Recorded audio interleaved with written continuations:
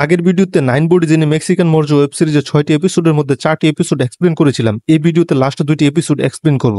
যারা আগের 1 থেকে 4টা এপিসোড দেখেন নিয়ে আমার চ্যানেল থেকে ভিডিওটি দেখে আসুন, না হলে এই সিরিজের কিছুই বুঝতে পারবেন না। আর একটা লাইক দিয়ে চ্যানেলটা সাবস্ক্রাইব করার অনুরোধ রইল। গত এপিসোডের লাস্টে আমরা দেখেছিলাম ড্যানি এবং এমিকে কে যেন পিছন থেকে গুলি করে হত্যা করেছে, আর গুলির আওয়াজ শুনে এখানে বাকি 3জন সার্ভাইভার চলে আসে, জ্যাক, ক্রিস্টি এবং ডাক্তার কেভিন। তারা একে অপরকে সন্দেহ করতে থাকে। এদিকে মেক্সিকান আর্মির হেলিকপ্টার উপরে চলে আসে, কিন্তু জঙ্গলের মধ্যে ঘন কুয়াশার কারণে তারা নিচে কিছুই দেখতে পাচ্ছে না। অপরদিকে জ্যাক কেভিনকে সন্দেহ করে, কারণ কেভিন একজন ডাক্তার হওয়ার কারণে সবার দুর্বলতা সম্পর্কে জানে, তাই সে প্ল্যান করে একজন একজন করে সবাইকে মেরে ফেলছে। কেভিন তখন বলে ক্রিস্টি যখন পাহাড় থেকে পড়ে যাচ্ছিল তখন কিন্তু কেভিনই তাকে বাঁচিয়েছে। সে যদি সত্যিই খুনি হতো তাহলে কিন্তু পাহাড় থেকে ফেলে খুব সহজেই তাকে মেরে ফেলতে পারত। তারা 3জন তখন নিজেদেরকে বাঁচানোর জন্য এক একজন এক এক রকম কথা বলতে থাকে, আর কেউ কাউকে বিশ্বাস করতে পারছে না। তখন হঠাৎ করে তারা উপর দিয়ে মেক্সিকান আর্মির হেলিকপ্টার উড়ে যেতে দেখে, কিন্তু উপর থেকে ঘন কুয়াশার কারণে তাদেরকে দেখা যাচ্ছিল না, যার কারণে আর্মির হেলিকপ্টার আবার তাদের বেইসে ফিরে চলে আসে। পরদিন তারা আবার সেখানে যাবে এবং ধ্বংস হয়ে যাওয়া বিমানটিকে খুঁজে বের করবে। জ্যাক তখন বলে তাদেরকে পাহাড়ের উপরে গিয়ে এমন কিছু করতে হবে যাতে আর্মিরা খুব সহজেই তাদের লোকেশন পেয়ে যায় এবং তাদেরকে এখান থেকে উদ্ধার করে নিয়ে যেতে পারে। কিন্তু কেভিনের কাছে বন্দুক থাকার কারণে ক্রিস্টি সেটা করতে রাজি হচ্ছে না। কেভিন তখন নিজেকে নির্দোষ প্রমাণ করতে তার হাত থেকে বন্দুকটা ফেলে দেয়। ক্রিস্টি তখন বলে তারা সবাই মিলে পাহাড়ের উপরে চলে যাবে এবং সেখানে গিয়ে তারা এমন কিছু চিহ্ন এঁকে দিবে যাতে হেলিকপ্টার থেকে তাদের লোকেশন খুব সহজে বের করতে পারে। এদিকে কেভিন জ্যাকের সাথে উপরে যেতে রাজি হয় না, কারণ জ্যাক যদি সত্যি খুনি হয়ে থাকে তাহলে সে যে গতকালকে জ্যাকের উপর অনেক টর্চার করেছে তার প্রতিশোধ হিসেবে জ্যাক তাকে খুব সহজে মেরে ফেলবে। তখন কেভিন বলে জ্যাক আর ক্রিস্টি উপরে যাবে আর কেভিন এই ক্যাম্প পাহারায় থাকবে। তখন ক্রিস্টি আর জ্যাক পাহাড়ের উপর উঠতে শুরু করে। জ্যাককে অনেক টর্চার করার কারণে জ্যাকের পাহাড়ের উপরে উঠতে অনেক কষ্ট হচ্ছিল, তাই ক্রিস্টি কিছুক্ষণ রেস্ট নিয়ে পাহাড়ের উপরে ওঠার সিদ্ধান্ত নেয়। তারা যখন সেখানে বসে কথা বলতেছিল ঠিক তখনই নিচে থেকে তারা গুলির শব্দ শুনতে পায়। তারা বুঝতে পারে গুলির শব্দ ওদের ক্যাম্প থেকে আসছে, তাই তারা খুব দ্রুত তাদের ক্যাম্পের দিকে ফিরে আসে। এসে তারা দেখতে পায় ডাক্তার কেভিনকে কেউ গুলি করে হত্যা করেছে এবং তার লাশ পানিতে পড়ে যাওয়ার কারণে মুখের কিছুটা অংশ মাছ খেয়ে ফেলেছে, যার কারণে তার চেহারাটা ভালো করে চেনা যাচ্ছে না। তখন তারা বুঝতে পারে এখানে নিশ্চয়ই তৃতীয় কোনো ব্যক্তি আছে যে এই কাজগুলো করছে। তখন তারা দুজন খুব দ্রুত পাহাড়ের উপরে উঠে যায় এবং জিপিএস ডিভাইসের পাশে বসে থাকে। দেখা যায় আজকেও পাহাড়ে অনেক ঘন কুয়াশা, যার কারণে উদ্ধারকারী টিম তাদের হেলিকপ্টার নিয়ে আজকেও আসার সম্ভাবনা নেই। জ্যাক তখন তার সত্যিকারের পরিচয় দিয়ে বলে সে একজন সরকারি ইনভেস্টিগেটর,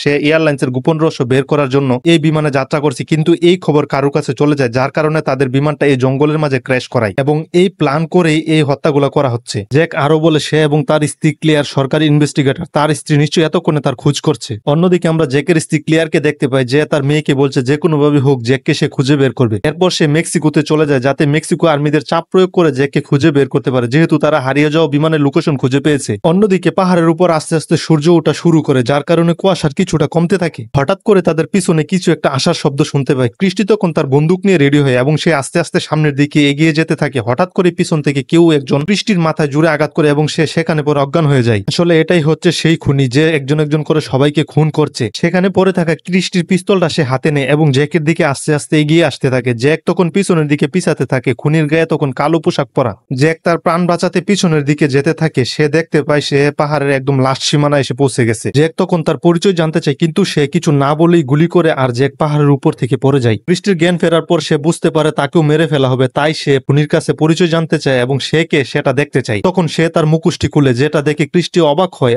আর সাথে সাথেই তাকে গুলি করে হত্যা করা হয়। পরদিন সকালে আর্মির সৈন্যরা যখন জঙ্গলে ফিরে আসে তখন কুয়াশার কমে যাওয়ার কারণে তারা পাহাড়ের উপর জিপিএস ডিভাইসটা দেখতে পায় এবং ক্রাশ হয়ে যাওয়া বিমানটাও দেখতে পায়। তাদের রিপোর্টের পর জরুরি রেস্কিউ টিম ঘটনাস্থলে এসে পৌঁছায়। তারা এসে দেখতে পায় সেখানে কেউ বেঁচে নেই। আমরা বিমানের ভেতরে এটাও দেখতে পাই সেখানে যে ড্রাগসের প্যাকেটগুলো রাখা ছিল সেগুলোও সেখানে নেই। এর মাধ্যমে আমরা বুঝতে পারি যে ব্যক্তিটি সবাইকে হত্যা করেছে এই হয়তোবা এই ড্রাগসের প্যাকেটগুলো সেখান থেকে সরিয়ে ফেলছে। সেটা আমরা আর কিছুক্ষণ পর নিশ্চিত হতে পারবো। কিছুক্ষণ পর সবগুলো মৃতদেহ একটা গাছের নিচে পাওয়া যায়, যেগুলো সারিবদ্ধভাবে রাখা ছিল। এখান থেকে উদ্ধারকারী টিম মৃতদেহগুলোকে প্যাক করে হসপিটালের উদ্দেশ্যে নিয়ে যেতে থাকে। অপরদিকে জ্যাকের স্ত্রী ক্লিয়ারকে জানানো হয় তারা জঙ্গলের মধ্যে ক্র্যাশ হওয়া বিমানটি খুঁজে পেয়েছে, কিন্তু সেই বিমানের সকল যাত্রী মারা গেছে, যার মধ্যে জ্যাকের লাশও আছে। সে এখন আর্মি হসপিটালে গিয়ে তার স্বামী জ্যাকের লাশ সংগ্রহ করতে পারে। তার স্বামী লাশ ফিরে পেতে হলে তাকে কিছু আনুষ্ঠানিকতা পূরণ করতে হবে, যার জন্য আর্মি ক্যাম্পের একজন মেয়ে ডাক্তারকে ডাকা হয়। বিমান ক্র্যাশ হয়ে যে 9 জন মারা গেছে তাদের লাশকে একটি ঘরে সুন্দরভাবে সাজিয়ে রাখা হয়, যাতে ফরেন্সিক ডাক্তার এসে খুব দ্রুততার সাথে তাদের ফরেন্সিক রিপোর্ট তৈরি করতে পারে আর তাদের মৃত্যুর আসল রহস্য জানা যায়। অপরদিকে বিমান ক্র্যাশ করে মারা যাওয়া পাইলটের স্ত্রী কোরাকে দেখতে পায়, যে আর্মি বেসের বাইরে গাড়ির মধ্যে বসে কারোর উপর নজর রাখছিল। এই রাস্তা দিয়ে যখন আর্মি ডাক্তার যাচ্ছিল, কোরা তখন রিপোর্টার পরিচয় দিয়ে তার ইন্টারভিউ নিতে যায়। গাড়ির কাছে এসে যখন দেখে আর্মি ডাক্তার একা, তখন সে পিস্তল বের করে তাকে খুন করে আর তার জায়গায় সে নিজে ডাক্তার সেজে সেই বেসে পৌঁছে যায়। তখন সেই ঘরে রাখা মৃতদেহগুলোর মধ্য থেকে ছুরি দিয়ে ব্যাগ কেটে ভেতর থেকে কেউ একজন বের হয়। তখন আমরা বুঝতে পারি এখানে 9 জনের মধ্যে কেউ একজন এখনো বেঁচে আছে যে কিনা সবাইকে একে একে হত্যা করছে। এখানে ঘটে সিরিজের সব থেকে বড় টুইস্ট, আসলে এই খুনিটা আর কেউ নয়, এটা হচ্ছে ডাক্তার কেবিন। শুরু থেকে শেষ পর্যন্ত তারই সব প্ল্যান করা। এখন সে একে একে সবগুলো ব্যাগ খুলতে থাকে যেগুলোর মধ্যে মৃতদেহগুলো রাখা ছিল। বাহিরে থাকা সেই কুড়া ডাক্তারের আইডি ব্যবহার করে বেসের ভিতর ঢুকে পড়ে। সে এখানে এক্সকিউজ দেখায় পুরো কাজ তাকে একাই করতে হবে, তাই কেউ যেন সেই রুমের ভিতর না ঢুকে। তখন আর্মি অফিসার নিরাপত্তার কারণ দেখিয়ে একজন সৈন্যকে তার সাথে ভেতরে পাঠায়। যখন তারা মর্গের ভেতরে পৌঁছায় তখন দেখতে পায় সবগুলা ব্যাগ খোলা, আর তখন তারা চারপাশে দেখতে থাকে এসব কাজগুলো কে করেছে। ঠিক সেই সময় হঠাৎ করে ডাক্তার কেবিন পিছন থেকে এসে সেই সৈন্যকে অজ্ঞান করে দেয়, আর তারা একে অপরকে জড়িয়ে ধরে। এর থেকে বোঝা যায় সবকিছু তারা দুজন মিলে প্ল্যান করেই করেছে। আসলে কেবিনের উদ্দেশ্য ছিল ড্রাগস গুলো বাহিরের দেশে পাচার করা, তাই সে একে একে সবাইকে হত্যা করেছে আর এবং সেই প্যাকেটগুলো মৃতদেহের ভিতরে লুকিয়ে রাখে। আর ডাক্তার কেবিনও মৃত সেজে মৃতদেহের সাথে লুকিয়ে থাকে, যার কারণে সেখানে উদ্ধারকারী টিম বিমানের ভেতর কোনো ড্রাগসের প্যাকেট খুঁজে পায় নাই। উদ্ধারকারী টিম যখন সেখানে মৃতদেহগুলোকে একসাথে দেখতে পায় তখন সেই মৃতদেহ থেকে পচা গন্ধ বের হতে থাকে, যার কারণে তারা ভালোভাবে খেয়াল করতে পারেনি যে এখানে কোনো একজন জীবিত ব্যক্তি আছে। এখন তারা লাশের ভিতর থেকে সেই ড্রাগসের প্যাকেটগুলো বের করতে থাকে যেগুলো কেবিন লাশের পেটের ভিতরে লুকিয়ে রেখেছিল। অপরদিকে জ্যাকের স্ত্রী ক্লেয়ারও সেখানে পৌঁছে গেছে জ্যাকের মৃতদেহটি শনাক্ত করার জন্য। আর্মি অফিসাররা তাকে কিছুক্ষণ অপেক্ষা করতে বলে, কারণ ডাক্তার ফরেনসিক পরীক্ষা করতে ভেতরে ঢুকেছে। অপরদিকে আমরা ভেতরে দেখতে পাই কেবিন এবং কোরা মিলে সব লাশের উপর তেল ঢালছে এবং তারা পুরো ল্যাব সহ সব লাশের মধ্যে আগুন লাগিয়ে দেয় যাতে কোনো প্রমাণ না থাকে মৃতদের মধ্যে কে কে ছিল, তারা কিভাবে মারা গেছে। বাহিরে ক্লিয়ার যখন আর্মি অফিসারের সাথে হেঁটে ল্যাবের দিকে আসছিল তখন হঠাৎ করে ল্যাবের মধ্যে বিশাল একটি বিস্ফোরণ দেখতে পাই, আর সেখানে তখন আগুন লেবানোর জন্য সকল সৈন্যরা এদিক সেদিক ছোটাছুটি করতে থাকে। আর সেই সুযোগে কোরা এবং কেবিন গাড়ি নিয়ে সেখান থেকে পালিয়ে যায়। অপরদিকে কিছু আর্মি অফিসার এখনো তদন্ত করে যাচ্ছে এ সমস্ত ঘটনা কিভাবে ঘটলো। তারা যখন হেলিকপ্টার দিয়ে যাচ্ছিল তখন হঠাৎ করে নিচে থেকে কোনো একটা সিগন্যাল পায়, তারা বুঝতে পারে নিচে কেউ এখনো বেঁচে আছে। তখন দেখা যায় জ্যাক এখনো বেঁচে আছে। কেবিন যখন তাকে গুলি করে কুয়াশার কারণে গুলিটি তার সাইডে লেগে বের হয়ে যায় আর সে পাহাড় থেকে একটি গাছের উপরে পড়ে। সেখান থেকে সে তার সানগ্লাস ব্যবহার করে সূর্যের মাধ্যমে আর্মির হেলিকপ্টারের মধ্যে সিগন্যাল পাঠায়। তখন আর্মিরা তাকে সেখান থেকে উদ্ধার করে। এদিকে ক্লিয়ার তার স্বামীর মৃত্যুতে অনেকটা ভেঙে পড়ে। তখনই আর্মি জেনারেল এসে ক্লিয়ারকে জানায় তার স্বামী জ্যাক এখনো বেঁচে আছে, আর আর্মিরা তাকে সেখান থেকে উদ্ধার করে হসপিটালে নিয়ে যাচ্ছে। খবর পেয়ে ক্লিয়ার হসপিটালে চলে আসে এবং জ্যাককে দেখতে পায়। ডাক্তার জানায় যদিও জ্যাকের 2টা গুলি লেগেছে কিন্তু সে এখন বিপদমুক্ত। এরপর মেক্সিকান এজেন্সি থেকে জ্যাককে জানায় তাদের সাথে যাওয়ার যাত্রীদের মধ্যে কেবিন নামের কেউ ছিলই না, আর সেই নামে থাকা কোনো প্রমাণও তারা পায়নি। তখনই জ্যাক বুঝতে পারে সেই কিলার ডক্টর কেবিন, যে তাদেরকে মিথ্যে পরিচয় দিয়েছে এবং একে একে সকলকে হত্যা করেছে। জ্যাক এটাও জানায় কিভাবে এয়ারলাইন্স কোম্পানিগুলো ড্রাগসের প্যাকেট তাদের বিমানের ছাদে করে অন্য দেশে পাচার করে। তাদের উচিত এখনই কোনো পদক্ষেপ নেওয়া। অপরদিকে আমরা কেবিন এবং কোরাকে দেখতে পাই যারা তাদের প্ল্যান নিয়ে অনেকটাই খুশি ছিল, কারণ তারা যেভাবে চেয়েছিল ঠিক সেভাবেই সবকিছু হয়েছে, আর এখন হাজার হাজার কোটি টাকার ড্রাগস তাদের কাছে। অপরদিকে জ্যাক শুরু থেকে সবকিছু ভাবতে থাকে কিভাবে ডক্টর কেবিন একে একে সবাইকে হত্যা করেছে।